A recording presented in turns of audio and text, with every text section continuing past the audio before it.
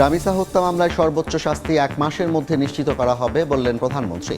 আইনের শাসন বাধাগ্রস্ত করার ষড়যন্ত্র রুখে দিতে সজাগ থাকার আহ্বান।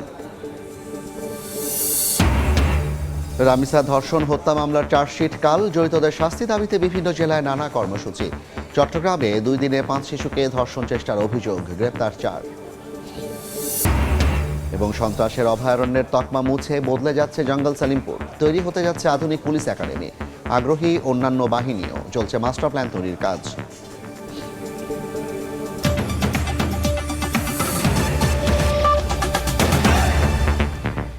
বাংলা সময়ের সঙ্গে আছি আমি জাফর সাদিক। আইনের শাসন বাধাগ্রস্ত করতে রাস্তায় নেমেছে একটি গোষ্ঠী। 5 আগস্টের বিতাড়িতদের সঙ্গে একটি দলের আঁতাত এবং সরকারের পরিকল্পনা ভেস্তে দেওয়ার ষড়যন্ত্র চলছে বলে মন্তব্য করেছেন প্রধানমন্ত্রী তারেক রহমান। ময়মনসিংহের ত্রিশালে ধরার খাল পুনর্খনন কর্মসূচির উদ্বোধনের পর তিনি সমাবেশে বলেন, যারা জনগণের ভাগ্য নিয়ে ছিনিমিনি খেলছে তাদের বিষয়ে সজাগ থাকতে হবে। দখলে দূষণে মৃতপ্রায় খালগুলোতে প্রাণ ফেরাতে সরকার প্রধানের নিরন্তর অভিযাত্রা। হাতে কোদাল তুলে নিয়ে যেন বাবার পদাঙ্কই অনুসরণ করে প্রতিশ্রুতি বাস্তবায়নের পথে হাঁটছেন প্রধানমন্ত্রী তারেক রহমান। 1979 সালে ময়মনসিংহের ত্রিশালের ধরার খাল উদ্বোধন করেছিলেন শহীদ রাষ্ট্রপতি জিয়াউর রহমান। 47 বছর পর সেই খাল পুনর্খননের সূচনা করলেন প্রধানমন্ত্রী তারেক রহমান। বিএনপির অন্যতম নির্বাচনী অঙ্গীকার ছিল খাল কাটা কর্মসূচি চালু করার। প্রতিশ্রুতি বাস্তবায়নে নিজেই কোদাল হাতে নেতৃত্ব দিচ্ছেন প্রধানমন্ত্রী তারেক রহমান। সাধারণ মানুষের প্রত্যাশা, এর ফলে প্রাণ ফিরে পাবে প্রান্তিক অঞ্চলের খালগুলোই। নতুন বিপ্লব হবে কৃষিতে। পরের সমাবেশে মিরপুরে পৈশাচিকতার শিকার শিশু রামিসা হত্যাকাণ্ডের বিচারের বিষয়ে প্রধানমন্ত্রী বলেন, আইনের শাসনকে বাধাগ্রস্ত করতে রাস্তায় নেমেছে একটি গোষ্ঠী। অত্যন্ত দুঃখজনক একটি হৃদয় বিদারক একটি ঘটনা ঘটছে। একটি ছোট্ট বাচ্চাকে কিভাবে হত্যা করা হচ্ছে দেখেছেন।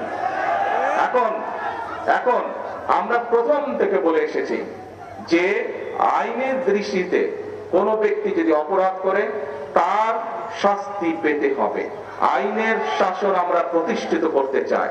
কিছু সংখ্যক মানুষ একটা পরিস্থিতি তৈরি করার চেষ্টা করছে, রাস্তাঘাট বন্ধ করে দিচ্ছে, যানবাহন চলাচল বন্ধ করে দিচ্ছে। আপনারা কি মনে করেন, প্রথমে কি আইনের শাসনকে তারা বাধাগ্রস্ত করছে না? আইনকে আইনের মতন কি চলতে দিচ্ছে না। সরকারের নেয়া নানা পদক্ষেপ তুলে ধরে তারেক রহমান বলেন, বিএনপির পরিকল্পনা ভেস্তে দিতে তৎপর হয়েছে কিছু মানুষ। তাদের অন্তর্বর্তী সরকারের সময় নানা ঘটনায় চুপ থাকতে দেখা গেছে। অন্তর্বর্তীকালীন সরকার যখন ক্ষমতায় ছিল সেই সময় আমরা দেখেছি দেশে কয়েকটি দুঃখজনক এরকম অন্যায় ঘটেছে। আজকে যেই সকল ব্যক্তিরা হইচই করছে, রাস্তা অবরোধ করছে, বড় বড় কথা বলছে, সেদিন কিন্তু তাদেরকে আমরা মাঠে দেখিনি। তাহলে কি আমরা ধরে নেব আজকে যেহেতু জনগণকে 12 তারিখের নির্বাচনে বাংলাদেশের জনগণ যেহেতু বিএনপিকে ভোট দিয়ে সরকার গঠন করতে ক্ষমতা দিয়েছে, সেই জন্যই তাদের জ্বালা হচ্ছে এবং এই জ্বালার কারণেই তারা এই সব কর্মকাণ্ড করছে। 5 আগস্টের বিতাড়িতদের সঙ্গে একটি দল গোপনে খাতির জমিয়েছে মন্তব্য করে প্রধানমন্ত্রী বলেন, জনগণের ভাগ্য নিয়ে যারা ছিনিমিনি খেলছে তাদের ব্যাপারে সজাগ থাকতে হবে। সৃষ্টি করতে চাইছে, খবর নিয়ে দেখেন ওই 5 আগস্টে যারা বিতাড়িত তাদের সাথে এরা তলে তলে আবার খাতির শুরু করেছে। তাদের সাথে আবার নতুন কয়েকটি লেজও গজিয়েছে, সুন্দর ছোট ছোট লেজও গজিয়েছে। তাদের ব্যাপারে বাংলাদেশের মানুষকে সজাগ থাকতে হবে। দেশের মানুষের ভাগ্য উন্নয়নে 40 কোটি হাতকে এক হয়ে কাজ করার আহ্বান জানান সরকার প্রধান। ইমরুল হাসান, সময় সংবাদ, ত্রিশাল, ময়মনসিংহ। পল্লবীতে 7 বছরের শিশু রামিসাকে ধর্ষণ ও হত্যার বিচার 1 মাসের মধ্যে নিশ্চিত করার প্রতিশ্রুতি দিয়েছেন প্রধানমন্ত্রী তারেক রহমান। ময়মনসিংহে নজরুল জন্মজয়ন্তীর অনুষ্ঠান উদ্বোধন করে তিনি আরও বলেন, মানুষের অধিকার কেড়ে নেওয়ার সঙ্গে মূল্যবোধও বিনষ্ট করে দিয়েছে দীর্ঘ ফ্যাসিবাদী শাসন। এ সময় নিরাপদ সমাজ গড়তে আইনের শাসন প্রতিষ্ঠায় জোর দেন সরকার প্রধান। জাতীয় কবি কাজী নজরুল ইসলামের 127তম জন্মবার্ষিকী 25শে মে। এ উপলক্ষে সারা দেশে পালিত হবে নজরুল জন্মজয়ন্তী। কবি নজরুলের অমর স্মৃতি বিজড়িত ময়মনসিংহের ত্রিশালে একদিনের সফরে এসে জন্মজয়ন্তী অনুষ্ঠানের উদ্বোধন করেন প্রধানমন্ত্রী তারেক রহমান। এ সময় সঙ্গে ছিলেন কবির নাতনি খিলখিল কাজীও। এবং ভালোবাসা প্রধান অতিথির বক্তব্যে প্রধানমন্ত্রী কবি নজরুলের চির অম্লান স্মৃতির প্রতি শ্রদ্ধা ও ভালোবাসা জানান। আক্ষেপ নিয়ে বলেন, 2006 সালের পর আর ত্রিশালে জাতীয় পর্যায়ে নজরুল জয়ন্তী উদযাপন হয়নি। 2006 সালের পর থেকে জাতীয় কবির অমর স্মৃতি বিজড়িত ত্রিশালে জাতীয় পর্যায়ে নজরুল জয়ন্তী উদযাপন হয়নি। প্রায় 2 দশক পর আজ পুনরায় রাষ্ট্রীয়ভাবে জাতীয় কবির জন্ম জয়ন্তী আয়োজন করতে পেরে সরকার গৌরব বোধ করছে। দীর্ঘদিনের ফ্যাসিবাদী শাসন শুধু দেশের মানুষের অধিকার কেড়ে নেয়নি, বরং মানবতা, ধর্মীয় ও সামাজিক মূল্যবোধ বিনষ্ট করেছে মন্তব্য করে তারেক রহমান বলেন, 1 মাসের মধ্যে পল্লবীতে 7 বছরের শিশু রামেসা ধর্ষণ ও হত্যার বিচার নিশ্চিত করা হবে। ঢাকার মিরপুরে একটি নিষ্পাপ মেয়ের নির্মম মৃত্যুর মাধ্যমে মানুষের মানবিক মূল্যবোধের চূড়ান্ত অবক্ষয়ের চূড়ান্ত প্রমাণ মিলেছে। আমি পরিষ্কারভাবে আপনাদের সামনে তুলে ধরতে চাই, এই ধরনের শিশু নির্যাতন বা নারী নির্যাতন বর্তমান সরকার কোনোভাবেই মেনে নেবে না এবং বর্তমান সরকার রামিসার এই হত্যাকারীর সর্বোচ্চ শাস্তি ইনশাল্লাহ আগামী 1 মাসের মধ্যে নিশ্চিত করবে এবং সেই সর্বোচ্চ শাস্তি হচ্ছে মৃত্যুদণ্ড। নিরাপদ ও মানবিক সমাজ গঠনে আইনের শাসন প্রতিষ্ঠার উপর জোর দিয়ে প্রধানমন্ত্রী বলেন, জাতীয় জীবনে পুনরায় বাংলাদেশের আবহমান কালের ধর্মীয়, সামাজিক ও সাংস্কৃতিক মূল্যবোধের পুনর্জাগরণ ঘটাতে হবে। রাজনৈতিক সংস্কৃতির পরিবর্তন ঘটাতে হবে। একই সঙ্গে আমাদের জাতীয় জীবনে পুনরায় বাংলাদেশের আবহমান কালের ধর্মীয়, সামাজিক, সাংস্কৃতিক মূল্যবোধের পুনর্জীবন ঘটাতে হবে। এক্ষেত্রেও কবি কাজী নজরুল ইসলামের জীবন এবং কর্ম আমাদের জন্য প্রাসঙ্গিক। ময়মনসিংহের ত্রিশালকে নজরুল সিটি হিসেবে গড়ে তুলতে সম্ভাব্যতা যাচাইয়ে সংস্কৃতি ও পর্যটন বিভাগকে আহ্বান জানান সরকার প্রধান। আহমেদ সালেহীন, সময় সংবাদ, ময়মনসিংহ। বাকলিয়ায় ধর্ষণ চেষ্টার উত্তেজনার রেশ না কাটতেই চট্টগ্রামে 2 দিনে আলাদা 4টি ধর্ষণ চেষ্টার অভিযোগ উঠেছে। এসব ঘটনায় 4 আসামিকে আদালতের মাধ্যমে কারাগারে পাঠিয়েছে পুলিশ। নির্যাতিতদের দেখতে চট্টগ্রাম মেডিকেলের 1 স্টপ সার্ভিসে যান সিটি মেয়র। কর্মজীবীদের সন্তানদের জন্য ডে কেয়ার সেন্টার স্থাপনের ঘোষণা দেন তিনি। চট্টগ্রাম নগরীর বাকলিয়ায় 4 বছরের শিশু ধর্ষণ চেষ্টার উত্তেজনার রেশ না কাটতেই গত 2 দিনে 4টি শিশু ধর্ষণ চেষ্টা। শুক্রবার রাত 11টার দিকে নগরীর খুলশির আমবাগান এলাকায় 2 মেয়ে শিশুকে ধর্ষণ চেষ্টার অভিযোগ উঠে মসজিদের মুয়াজ্জিনের বিরুদ্ধে। এ সময় উত্তেজিত জনতা তাকে অবরুদ্ধ করে রাখে। পরে পুলিশ তাদের হেফাজতে নেয়। সকাল 6টা থেকে 7:30 পর্যন্ত মুক্ত, এর ভিতরে ছুটি দিয়ে দিবে না, এর ভিতরে ছুটি না দিয়ে সকাল 8:30 পর্যন্ত আটকে রাখছে। বাচ্চা একটা না বলতে পারে, দুইটা তো মিথ্যা কথা বলতে পারে না, তখন দোনোটার কথা আমরা দেখতেছি একজাস। এর আগে নগরীর ডবলমুরিং থানার হাজিপাড়ায় 10 বছরের এক শিশুকে ধর্ষণের অভিযোগে একজনকে আটক করে পুলিশ। এছাড়া নগরীর বাইজিদ এলাকায় 5 বছরের শিশুকে ধর্ষণ চেষ্টার অভিযোগে একজনকে আটক করা হয়। এদিকে নগরীর চাঁদগাঁওয়েও ঘটে আরেকটি ধর্ষণ চেষ্টার ঘটনা। নির্যাতিত শিশুকে দেখতে শুক্রবার চট্টগ্রাম মেডিকেলে যান সিটি মেয়র। চিকিৎসা সহ পরিবারকে সহায়তার কথা জানিয়ে সিটি কর্পোরেশনের পক্ষ থেকে ডে কেয়ার সেন্টার করার ঘোষণা দেন মেয়র। প্রথমে একটা বড় ডে কেয়ার সেন্টার আমরা করব, যাতে করে চট্টগ্রামের 15টি থানার এই ধরনের ছোট বাচ্চাদেরকে তারা সেখানে দিয়ে যায় এবং চট্টগ্রাম সিটি কর্পোরেশন ইনশাআল্লাহ আমি আপনাদের কথা দিচ্ছি এই ডে কেয়ার সেন্টার আমি করে দেব। গার্মেন্টস মালিকরা কিন্তু চাইলে তাদের জন্য একটা আবাসন অথবা তাদের ডে কেয়ার সেন্টার করতে পারে। আইন সংশোধন করে এই ধরনের পাষণ্ড তাদেরকে ফাঁসির কাছে তাদের ঝুলাতে হবে এবং ওপেন তাদের ঝুলাতে হবে, যাতে করে এই ধরনের সাহস আর কেউ না পায়। এদিকে 4টি ধর্ষণ চেষ্টার ঘটনায় 4 জনকে কারাগারে পাঠিয়েছে আদালত। শফিকুল আলম, সময় সংবাদ, চট্টগ্রাম। বাংলার সময় আরও থাকছেন। আমার ভূত হয়ে গেল, আমার ভূতের আমি যাই। রাশিয়া যুদ্ধে আরও এক বাংলাদেশের মৃত্যু। মাইন বিস্ফোরণে নিহত জাহাঙ্গীরের গ্রামের বাড়ি কিশোরগঞ্জে মাতম। সরকারের কাছে মরদেহ দেশে ফিরিয়ে আনার দাবি। সন্ত্রাসের অভয়ারণ্যের তকমা মুছে বদলে যাচ্ছে চট্টগ্রামের বহুল আলোচিত জঙ্গল সেলিমপুর। তৈরি হতে যাচ্ছে আধুনিক পুলিশ একাডেমি। 25 বছরের বেশি সময় ধরে বেশ কয়েকটি সন্ত্রাসী গ্রুপের দখলে ছিল সীতাকুণ্ড, হাটহাজারী এবং চট্টগ্রাম নগরীর বাইজিদ পাহাড়তলী ও খুলশী এলাকার সীমান্তবর্তী জঙ্গল সেলিমপুর। তবে গত 9 মার্চ যৌথ বাহিনীর সাঁড়াশি অভিযানে সন্ত্রাসী মুক্ত হওয়ায় আপাতত 2টি অস্থায়ী ক্যাম্প স্থাপন করা হয়েছে জঙ্গল সলিমপুরে। মোতায়েন রয়েছে 250-র বেশি পুলিশ সদস্য। এরপরই 3100 একরের পাহাড়ি অঞ্চলে ট্রেনিং ইনস্টিটিউট স্থাপনে আগ্রহী হয় অন্যান্য বাহিনীও। তাই ওই এলাকা নিয়ে নতুন মাস্টার প্ল্যান তৈরির কাজ শুরু করেছে জেলা প্রশাসন।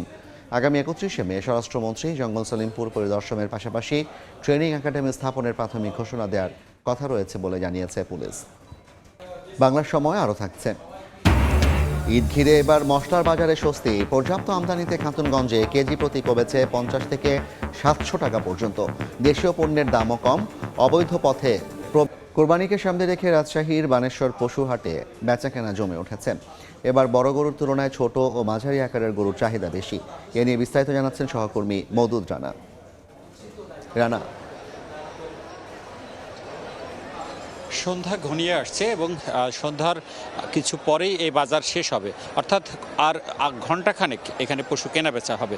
ঠিক এই সময়ে যারা এখানে বিক্রেতা আছেন, অর্থাৎ পশু বিক্রি করবেন, তারা তাদের যে দাম কাঙ্ক্ষিত সেটা কিছুটা কম বলছেন এবং যারা বিক্রেতা তারা সারাদিন যে বাজেটে গরু কেনার চেষ্টা করেছেন সে বাজেট কিছুটা বাড়িয়েছেন। ফলে একদিকে যিনি খামারি তিনি যেমন দাম কমিয়েছেন, ক্রেতা তিনিও দাম বাড়িয়েছেন। জমজমাট বাজার এবং এই সন্ধ্যার এই সময়টাও পুরো বাজার জুড়ে গরু এবং যারা ক্রেতা বিক্রেতা রয়েছেন তারা দরদাম করছেন, কথা বলছেন এবং যারা এখানে গরু কিনতে এসেছেন তারা ঘুরে ঘুরে এখনও গরু দেখছেন এবং আমরা পুরো বাজার জুড়ে দেখতে পাচ্ছি যে আসলে প্রতিটি গরুতেই ক্রেতা রয়েছেন, তারা দরদাম করছেন এবং বিক্রি আজ দিনের অন্যান্য সময়ের তুলনায় এই সন্ধ্যার সময় সবচেয়ে বেশি। এর আগের সংবাদে বলছিলাম যে তপ্ত দুপুরের পর কিছুটা করে দাম কমানো শুরু হয়েছে, এখন কিন্তু অনেকটাই দাম কমে এসেছে। অর্থাৎ সারা দিনে যে দামে বিক্রি হয়েছে তার থেকে গরু প্রতি 5 থেকে 10,000 টাকা কমে এখন বিক্রি হচ্ছে। আমরা কিছুক্ষণ আগে দেখছিলাম যে 3 মনের একটা গরু, যে গরুটি যিনি বিক্রি করবেন তিনি সারা দিন দাম বলেছেন 1,30,000 টাকা। কিছুক্ষণ আগে তিনি সেই গরুটি বিক্রি করেছেন 1,10,000 টাকা। তিনি বলছেন যে তার নিয়ত ছিল 1,20,000 টাকায় গরুটি বিক্রি করবেন, কিন্তু যেহেতু দাম ওঠেনি সেই কারণে তিনি 10,000 টাকা কমে গরুটি ছেড়ে দিলেন। এই চিত্রই আসলে বাজার জুড়ে যারা খামারি তারা যেটি বলছেন যে তারা সারা দিন চড়া দাম বলেছেন, কারণ গোখাদ্যের দাম বেশি, তারা কম দামে বিক্রি করলে তাদের ক্ষতি হবে, লস হবে, লোকসান হবে। সে কারণেই তারা সারাদিন বাড়তি দামের আশায় তারা দাঁড়িয়েছিলেন, কিন্তু বাজার আসলে খুব বেশি না হওয়ার কারণে তারা শেষ মুহূর্তে কিছুটা কম দামেই বিক্রি করছেন। অন্যদিকে ঢাকা এবং চিটাগাং বা সাধারণ স্থানীয় যারা ক্রেতা রয়েছেন তারা যেটি বলছেন যে সন্ধ্যার বাজার তাদের বাজেটের মধ্যে হয়েছে এবং তারা বলছেন যে এই বাজারে এখন চরম কেনাবেচা হচ্ছে, অর্থাৎ যে জমজমাট কেনাবেচা সেই সন্ধ্যার সময় এই রাজশাহীর বানেশ্বর বাজারে হচ্ছে। এই ছিল রাজশাহীর বানেশ্বর বাজার থেকে সবশেষ। সরাসরি যুক্ত ছিলাম রাজশাহীর বানেশ্বর পশুর হাট থেকে। রাশিয়া ইউক্রেন যুদ্ধে মাইন বিস্ফোরণে নিহত জাহাঙ্গীর হোসেনের গ্রামের বাড়ি কিশোরগঞ্জে চলছে মাতম। সংসারে সচ্ছলতা ফেরাতে 4 ফেব্রুয়ারি জমি বন্ধক এবং ধার দেনা করে 8 লাখ টাকা খরচে কিশোরগঞ্জের করিমগঞ্জের কান্দাইল বাগপাড়া গ্রামের বাবাহারা ছেলে জাহাঙ্গীর হোসেনকে রাশিয়া পাঠিয়েছিলেন মা জাকিয়া বেগম, কিন্তু সেখানে দালালের খপ্পরে পড়ে 2 সপ্তাহ আগে যোগ দিতে বাধ্য হন রুশ সেনাবাহিনীতে। হঠাৎ তার মৃত্যুর সংবাদে পরিবারের ওপর আকাশ ভেঙে পড়ে। জাহাঙ্গীরের মরদেহ দেশে ফিরিয়ে আনতে সরকারের সাহায্য চেয়েছেন স্বজনরা। নরসিংদীতে যুবককে ছুরিকাঘাতে হত্যার অভিযোগ উঠেছে প্রতিবেশীর বিরুদ্ধে। আহত হয়েছেন আরও 2 জন। স্বজনরা জানান পলাশ উপজেলার পারুলিয়া গ্রামের সাগর ও তার ছোট ভাই সোহাগের সঙ্গে প্রতিবেশী রুহুল আমিনের বিরোধ চলছিল। এরই জেরে শুক্রবার বিকেলে উভয় পক্ষের লোকজন গ্রাম্য সালিশে বসেন। তাদের অভিযোগ, পূর্ব পরিকল্পনা অনুযায়ী সাগর, সোহাগ ও তাদের লোক অন্তত 15 জন লোক অতর্কিতভাবে আশিকের উপর হামলা চালায়। এ সময় আশিককে ছুরিকাঘাত করে প্রতিপক্ষ। তাকে বাঁচাতে অন্যরা এগিয়ে গেলে তাদেরও আঘাত করে সাগর। পরে আহতদের উদ্ধার করে উপজেলা স্বাস্থ্য কমপ্লেক্সে নিলে আশিককে মৃত ঘোষণা করেন চিকিৎসক। তার মৃত্যুর খবরে এলাকাবাসী উত্তেজিত হয়ে সাগরের বসত ঘরে আগুন লাগিয়ে দেয়। খবর পেয়ে পরিস্থিতি নিয়ন্ত্রণে আনে পুলিশ।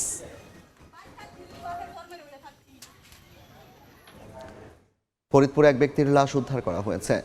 সকালে ভাঙ্গার চুমুরদি বাসস্ট্যান্ডের সংলগ্ন এলাকায় একটি মরদেহ পড়ে থাকতে দেখেন স্থানীয়রা। খবর পেয়ে পুলিশ ঘটনাস্থলে গিয়ে মরদেহটি উদ্ধার করে, তবে তাৎক্ষণিকভাবে ওই ব্যক্তির পরিচয় জানা যায়নি। মৃত্যুর কারণ জানতে তদন্ত চলছে বলে জানিয়েছে পুলিশ।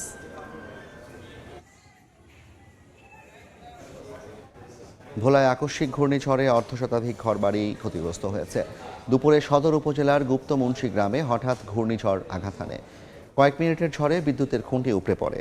এতে এলাকার বিদ্যুৎ সংযোগ বিচ্ছিন্ন রয়েছে। গুপ্তমুন্সি বেসরকারি প্রাথমিক বিদ্যালয়ের টিনের ঘর লণ্ডভণ্ড হয়ে যায়। এছাড়া গাছ উপড়ে পড়ে অন্তত 10টি ঘর সম্পূর্ণ এবং অর্ধশতাধিক বাড়িঘর আংশিক ক্ষতিগ্রস্ত হয়েছে। পেঁপে সহ বিভিন্ন সবজির বাগান মাটির সঙ্গে মিশে যাওয়ায় ক্ষতির মুখে পড়েছেন কৃষকরা।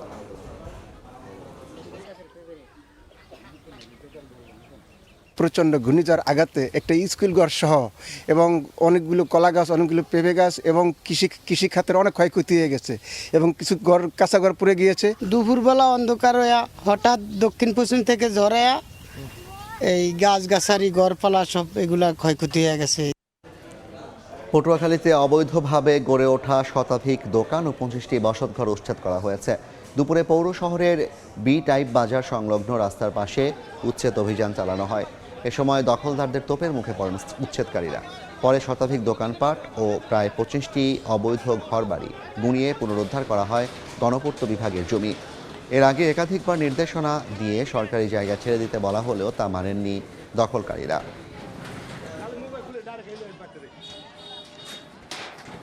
ঈদুল আজহার আগে মশলার দাম কমেছে চট্টগ্রামের খাতুনগঞ্জে। পর্যাপ্ত আমদানি থাকায় পাইকারি এ বাজারে গত এক মাসের ব্যবধানে সব ধরনের মশলাই কমেছে কেজি প্রতি 50 থেকে 700 টাকা পর্যন্ত। বিস্তারিত জানাচ্ছেন ফেরদৌস লিপি। চট্টগ্রামের খাতুনগঞ্জে ট্রাক ও কাভার্ড ভ্যান থেকে আনলোড হচ্ছে আমদানি করা বিভিন্ন ধরনের মশলার চালান। ঈদুল আজহা উপলক্ষে জেলার বিভিন্ন এলাকা ও নগরীর খুচরা ব্যবসায়ীরা শেষ মুহূর্তের কেনাকাটায় ভিড় করছেন এই পাইকারি বাজারে। ব্যবসায়ীরা বলছেন, ভারত, ভিয়েতনাম, মিয়ানমার সহ মধ্যপ্রাচ্যের বিভিন্ন দেশ থেকে পর্যাপ্ত পরিমাণে মশলা আমদানি হওয়ায় বাজারে কোনো সংকট নেই। মানবেদে মশলার দাম প্রায় 10 থেকে 30% কমেছে।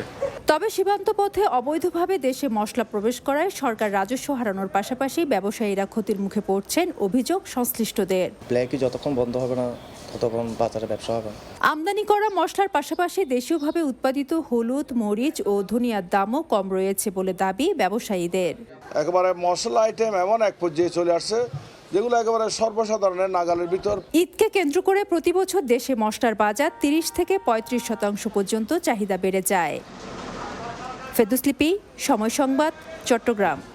কুড়িগ্রামে ধরলা নদীর উপর প্রস্তাবিত সেতু নির্মাণের জায়গা পরিদর্শন করলেন চীনা রোড ব্রিজ কর্পোরেশনের প্রতিনিধি দল। দুপুরে প্রধান প্রকৌশলী জাইয়াসাইয়ের নেতৃত্বে 5 সদস্যের দল সদর উপজেলার বাংটুরঘাট এলাকায় যান। এ সময় 1750 মিটার প্রস্তাবিত সেতু নির্মাণের সম্ভাব্যতা যাচাইয়ে ধরলার 2 পার পরিদর্শন করেন তারা। মুন্সিগঞ্জে চিরনিদ্রায় শায়িত হলেন পানিতে ডুবে মারা যাওয়া ব্র্যাক বিশ্ববিদ্যালয়ের শিক্ষার্থী লাবিব ওয়াদি সোপান। শুক্রবার রাতে দেওভোগ কেন্দ্রীয় জামে মসজিদে জানাজা শেষে তাকে সামাজিক কবরস্থানে দাফন করা হয়। এর আগে শুক্রবার বিকেলে ঢাকা থেকে বন্ধুদের নিয়ে গ্রামের বাড়ি বেড়াতে যান সোপান। কয়েকজন মিলে পুকুরে গোসল করতে নেমে ডুবে যান সোপান ও তার বন্ধু আজওয়াত তৌসিফ। স্থানীয়রা তাদের উদ্ধার করে জেনারেল হাসপাতালে নিলে দুজনকেই মৃত ঘোষণা করেন চিকিৎসক। ঢাকায় জানাজা শেষে দাফন করা হয় তৌসিফের মরদেহ।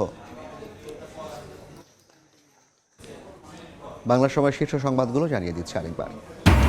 রামিসা হত্যা মামলায় সর্বোচ্চ শাস্তি 1 মাসের মধ্যে নিশ্চিত করা হবে বললেন প্রধানমন্ত্রী। আইনের শাসন বাধাগ্রস্ত করার ষড়যন্ত্র রুখে দিতে সজাগ থাকার আহ্বান। রামিসা ধর্ষণ হত্যা মামলার চার্জশিট কাল। জড়িতদের শাস্তি দাবিতে বিভিন্ন জেলায় নানা কর্মসূচি। চট্টগ্রামে 2 দিনে 5 শিশুকে ধর্ষণ চেষ্টার অভিযোগ, গ্রেফতার 4।